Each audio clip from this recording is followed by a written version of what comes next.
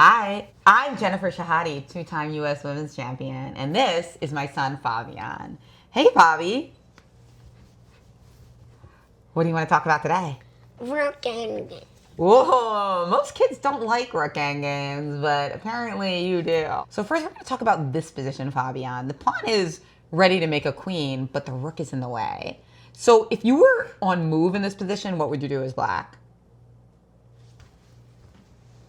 Yeah, check a Rooney and then you make a queen. Very nice. So if you're white, what would you do to stop it?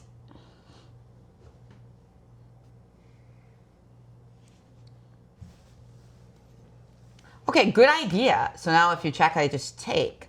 But do you have a good move here?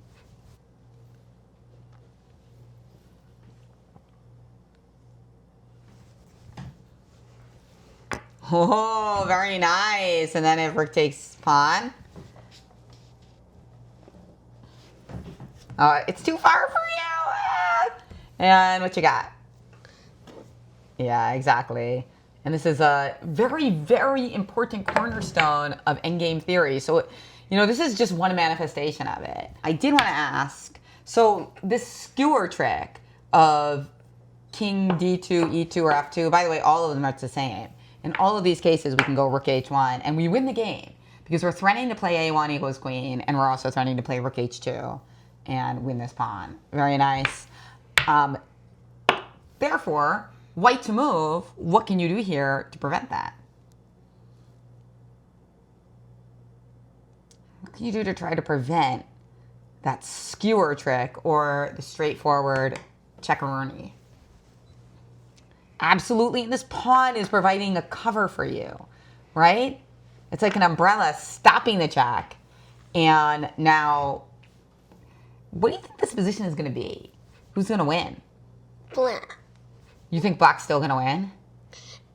Actually, I think it's going to be a draw. Yeah, I think you're right. It's probably going to be a draw unless white blunders. I mean, white can definitely blunder at some point by like playing king g3 and forgetting about rook g1 check. But I feel like if they just keep their eye on the ball, or what are other ways for white to blunder? White could just accidentally like move the rook at some point. Like let's say you played h6 or something. This would be a great cheapo actually. So you're black here and you play h6 and they're like, oh, I can just play rook h6. What can black do now? And then just... Yeah, I mean, any of these moves. And now you have the anchor square. Whenever you anchor the queening square, it's usually going to be a win for you. So that is an important idea to think about, that anchoring idea.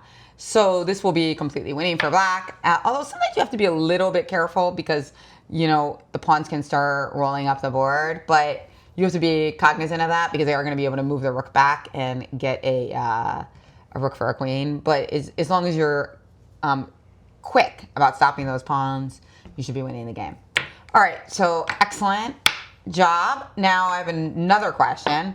Let's say if your king was here, not here, and there was a pawn here, so you couldn't play this king f4 idea.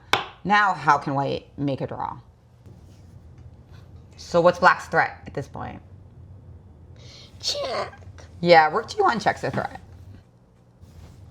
What would you do here as white? That's the thing about rook endgames. You really need to look at it from the defensive side and the offensive side. Partly because being good at the defense makes you better at the offense.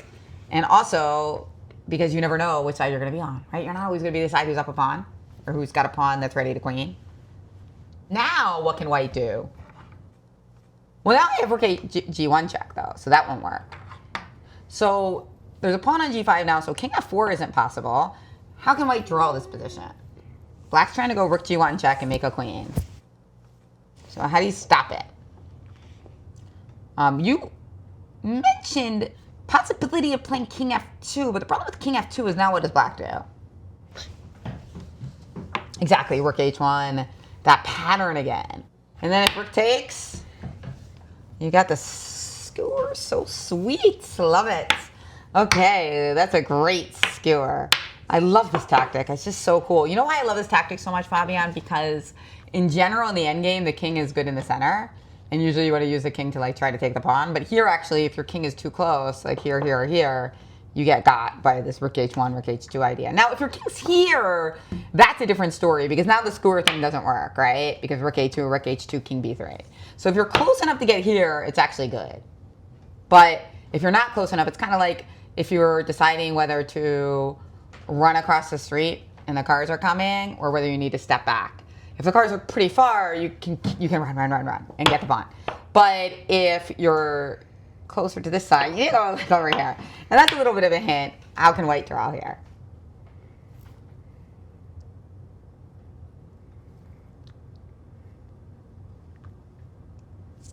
It's a kind of just like move that will seem obvious once you see it. So you need to stop rook g1, but you can't play king f2 because of rook h1 check and the skewer.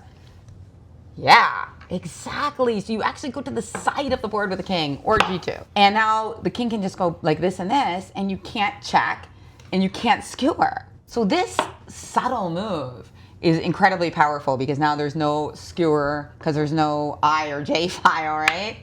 And white can draw. Okay, excellent. Now, bonus question for you, Fabian.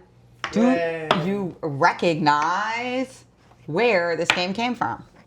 I'll give you a hint. It was your game. It was my game. Yes, it was your game and you were black. It was a blitz game and your opponent played king d2 here. And do you remember what you did?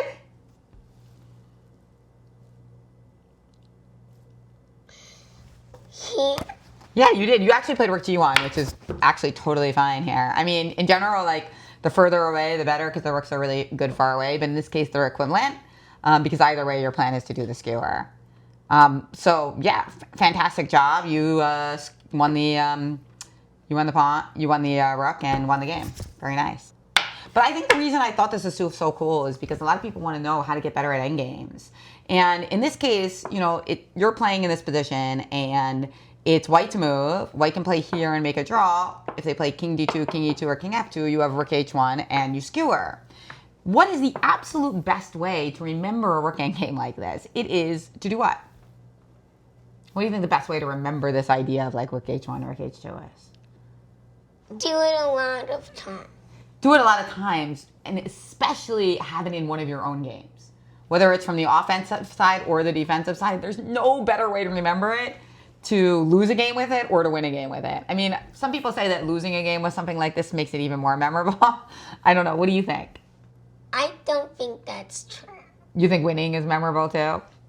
Because losing in like a random game isn't memorable, but winning in a random game is. What do you think you learn more from, your wins or your losses? If it's like a hard win, it would be wins. Great answer. More than like a loss. So a tough win you feel like you learn a lot from. Why do you feel like you learn more from a tough win than a tough loss? I'm upset. Okay, you're upset and then sometimes you don't think about it as much. I don't know. That's okay. That's okay. Here's my thoughts. Having coached many students in multiple games, my thought is that you can learn just as much from a win as a loss, but it does depend a little bit on the type of win. So a win that's super easy, like the form of checkmate, you're not going to be able to learn that much from. Or a win where your opponent is like 500 points lower rated than you and they hang their pieces. You won't learn that much from that. But a game like this, actually, there's a ton to learn. So yes, the common wisdom is you either win or you learn, meaning that like if you lose, you will learn more. But I don't always think that that is the case. Sometimes you learn quite a lot from a win. As it gives you the momentum to keep playing. And even in a win, there are mistakes everywhere for both sides. So yeah, very wise words, Fabian, and a really cool endgame that is a cornerstone of Rook Endgame theory. In fact, we're going to take a look at a couple other manifestations of that because let me tell you, Fabian, you are not the first person to get into this position and you're not going to be the last one either. There are so many ways to reach this endgame. A game that like I'm winning the whole game and I like win my opponent's queen and I just hang a checkmate is not learnable from. Oh, that's a great point. So you're saying, like, suppose you're winning all game and then you just blunder? Like that. Like I remember there was one game where you were completely crushing and you just blundered some kind of checkmate at the end of the game. Yeah, that's a great point. I agree that you don't learn much about chess from that. But you do maybe learn more about yourself and about your mindset. Would you agree with that? Yeah. Yeah. So it's a bit hard to untangle because you can maybe be like, you might be like, oh, I was overconfident. Do you know what that means? Overconfident means you think you're going to win no matter what, so you don't need to think anymore. But I still won the tournament. I remember that tournament. You won the tournament anyway. So you can learn things about your own game and about what types of positions you need to think more in, even when you lose. But you are correct that you might not learn much technical chess. All right. Awesome. Great answers, Fabian. Let's take a look at another manifestation of this. Endgames are all about building blocks. Once you know the skewer trick, you kind of build on it so you can solve more and more advanced manifestations of the same problem. So here's an example. Suppose you're white in this position and your pawn is going this way. Your rook is stuck. Your opponent chose the correct configuration for her king. And so what do you do now? You're white. Can you win the game? And if so, how? You do have the 2 pawns. But if you move this rook, they just take that. Oh, what a move. What a move. Okay, so let's discuss. What if they play king takes? What do you do? Bingo, baby. And then you make that rook. Okay, I like it. Very good. I got the queen. Wait, what? Well, you make a queen, and once you make the queen, they take the queen, and then you have the rook versus king endgame. I know you know how to win. And if they take with the rook, what do you do? Well, this one, there's lots of things you can do, actually. That is winning. After king takes, you make a queen, and you have queen versus rook. But believe it or not, it's not that easy, especially if you were, for instance, playing against a super grandmaster or a chess computer. So actually, there are better moves in this position, believe it or not. I'm glad you asked that, because rook g8 is winning, so I can't criticize you too much for it. But you see what I'm saying? After king g8, queen, it's going to be a queen versus a rook. So this is a better technical move. Very, very nice, because now you're guaranteed to make a queen. Now, at first you might say, and so that at some point they're going to have to play rook here and get you the rook versus king endgame, which is easier to win than queen versus rook. Now, suppose they start checking you like a madman, or a mad woman in this case. This is from Play Like a Champion, by the way, this particular position. So after rook to f3 check, where could you put the king? I'm going to try to check you forever. Can you stop me? Yes, you can. Exactly. And now you've already run out of checks, and you're going to have to go back to this, and then you get rook versus king. So this is an even easier way. But excellent job with f6 check. And the cool thing about this endgame, and by the way, it comes up all the time, this type of configuration. I must say, I just see it happening all the time. It happened in one of your games. The absolutely interesting thing is, believe it or not, Fabian, this position, even though white has 2 pawns, is a draw. So when you have the f pawn, you can distract me with check, and then you win. But actually, this is a draw. But the key here is that black needs to avoid temptation and not take the pawn. And so they just move the rook here or here. And then suppose you try to bring your king up and stop me. Well, when you get here, now I start checking you this way. And believe it or not, there's just no way actually for white to up. Maybe I just throw in one more check and then go here. There's no way for white to win if I follow this strategy. So very interesting. And there's more advanced manifestations of this endgame theory where you have to know when you can rush this pawn forward and when you should keep it here so you can leave a little nook open for the king to hide. And see, that is what I mean by building blocks. You start with the basics and then you build on it. So the same basic tactics that we learned just when we're starting Rook Endgames is the same thing that Magnus Carlsen might use to beat a grandmaster when he's up a pawn, right? It's all the same game. We're just using different manifestations of the same tactics. Pretty cool, right? Okay, one more. This is one of my favorite examples from this book, Dvoretsky's Endgame Manual. What can you say about this book, Fabian? It's all messed up, right? I think it's had a lot of coffee and water spilled on it. That means I read it though, right? And Dvoretsky is a famous, renowned trainer that did pass some years ago. And this is one of my favorite examples from his book. He was a bit harsh. He actually called this position a tragicomedy. So like basically he said that the way it was played after this point was so tragic. But it's actually a pretty cool concept. So I can understand how in the heat of the moment, even a grandmaster player could miss this. So it was black to move in this position, and black played pawn takes g3. This pawn, again, is trying to make a queen if we remove the rook at the same time. Like if black were to play king f7, we would play our rook h8 trickery, right? But it is white's move after takes on g3, so what should white do? Should they take with the king, or should they take with the pawn? That is the question. What would you do if you were white? Take with the pawn or take with the king? What would you guys do? Pawn or king? King. Ah, okay, let's talk about pawn first. If pawn takes, what would black do? Here. Not here, actually. This would still be winning for white, ultimately. The best move here is, believe it or not, to play the move g4 check. And now I must take. Well, I guess I don't have to, but it seems like the right move. Otherwise, you get to just take this. And now, despite the fact that you have 3 pawns, you actually can't win this game because your rook is stuck here, and this pawn can't be used to distract the king. So it's a draw. So your move, king takes, is absolutely the correct move. And now, after king takes g3, what is the idea here for white? Suppose I play king h7. This is extremely advanced, by the way. Not that obvious, but there's a super cool move here.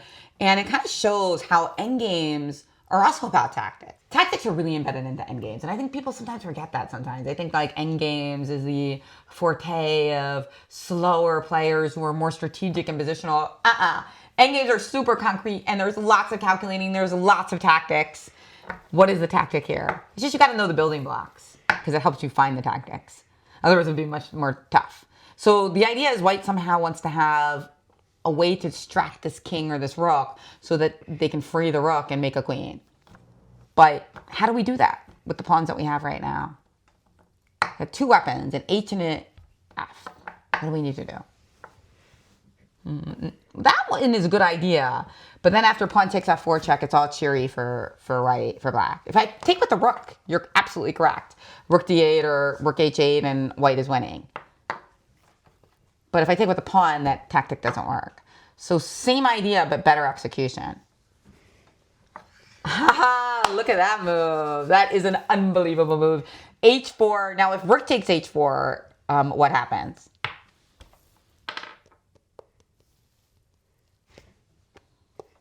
Yeah, you can do that. Now it's actually easier to win, believe it or not. I kind of like this move because you're going to win this pawn, and then you should be fine. But you can also play rook d8, and you're going to make a queen this way.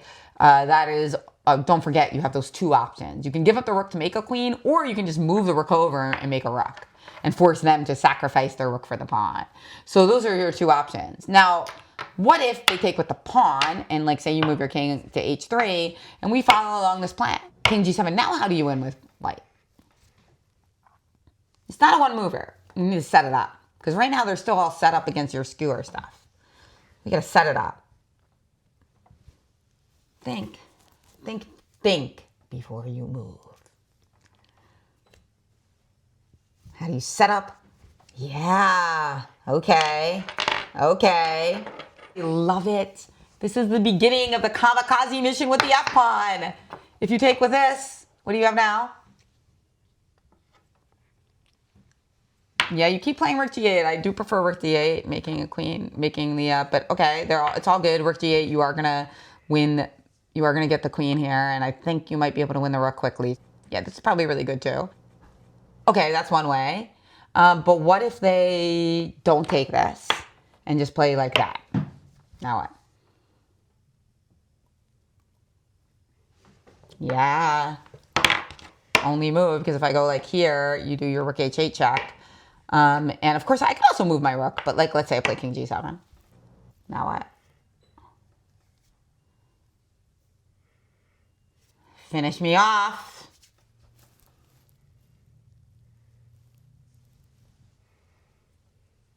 There it is. There it is. And now if I play king f7, what do you do? 7th heaven, or 7th opposite of heaven. What do you do now, Fab? There it is again, right? Very, very nice. So if f6, king f7, rook h8. If king takes f6, you have rook f8. If king g6, king h6, you have all those things. So now I'm in trouble. If I play king here, then what? I mean, this would be the easiest one. Oh, actually, there's a few ideas here. Yeah. I actually, this one also wins completely, right? Because then if rook c7, rook e7 check, I thought that's what you were thinking. But this is even easier. You're just making a queen. So the key idea in this is that after pawn takes g3 is a horrible move. Because now after g4 check, Black can actually draw despite white having the 3 pawns. It's kind of unbelievable, right? Whereas if you play king g3, white has this marvelous idea of kamikazing the pawn. And then after pawn takes h4 check, just marching up the board with this one to distract your rook or your king so I can move my rook over and make a queen. And if I get all the way to this position, you have the same old trick you've been using all this time. Rook h8, and now after rook takes, skewer, bingo baby, you win the game.